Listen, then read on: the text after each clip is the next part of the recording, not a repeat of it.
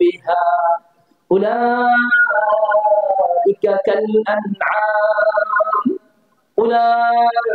كالأنعام بل هم أضل أولئك هم الغافلون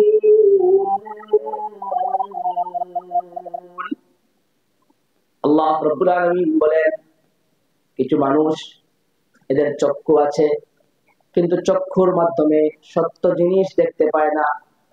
কিছু মানুষ এদের কর্ণ আছে কিন্তু কর্ণের মাধ্যমে সত্য জিনিস শুনতে পায় না। কিছু মানুষ আছে এদের অন্তর আছে কিন্তু অন্তরের মাধ্যমে সত্য জিনিস উপলব্ধি করতে পারে না। আল্লাহ রাব্বুল আলামিন বলেন, এরা মানুষ কিন্তু এরা মানুষ হওয়ার পরেও আমি আল্লাহ তাআলার কাছে, আমি আল্লাহ রাব্বুল আলামিনের কাছে এরা মানুষ নয়, এরা চতুষ্পদ জন্তু নয়, বরং চতুষ্পদ জন্তুর চাইতে আরো নিকৃষ্ট। তাহলে বোঝা গেল, মানুষের ঘর থেকে মানুষ হয়ে জন্মগ্রহণ করার পরেও, রক্তে মাংসে মানুষ হওয়ার পরেও এরা আল্লাহ তাআলার হিসাবে মানুষ নয়, এরা চতুষ্পদ জন্তুর চাইতে আরো নিকৃষ্ট। সুতরাং মানুষের ঘর থেকে জন্ম হওয়ার পরেও রক্তে মাংসে দেখতে মানুষের মতো পোশাক পরে, কিন্তু বোঝা গেল মানুষের মতো পোশাক পরলে মানুষ হওয়া যায় না, মানুষের মতো অঙ্গ প্রত্যঙ্গ থাকলেই মানুষ হওয়া যায় না, মানুষের মতো চলাফেরা করলে মানুষ হওয়া যায় না, মানুষের মতো এইভাবে জীবন যাপন করলে মানুষ হওয়া যায় না।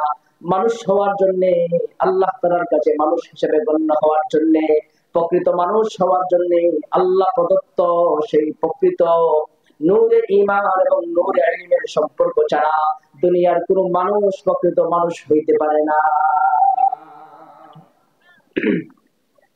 দেখেন, আল্লাহ তাআলা পরিষ্কার ঘোষণা দিয়েছেন যে কিছু মানুষ দুনিয়ার মধ্যে দেখতে মানুষ কিন্তু আমি আল্লাহ তাআলার কাছে মানুষ না। নাউযুবিল্লাহ মিন যালিক। তাহলে বোঝা গেল, আমরা যে মানুষ হয়ে জন্মগ্রহণ করেছি, প্রকৃত মানুষ হওয়ার জন্য আল্লাহ প্রদত্ত নিয়ম কানুন অনুসরণের প্রয়োজন আছে না নাই? আল্লাহ প্রদত্ত ইলম এবং ঈমানের সংস্পর্শ গ্রহণের প্রয়োজন আছে না নাই?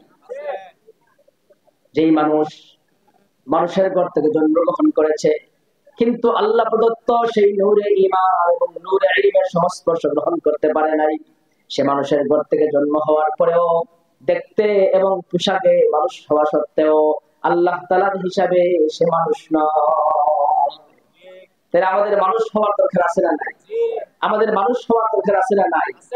মানুষ হওয়ার জন্য নির্ধারিত কিছু ইলম, মানুষ হওয়ার জন্য নির্ধারিত কিছু প্রশিক্ষণ, মানুষ হওয়ার জন্য নির্ধারিত কিছু মানুষের সোহবত গ্রহণ করতে হবে, তাইলেই মানুষ হওয়া যায়।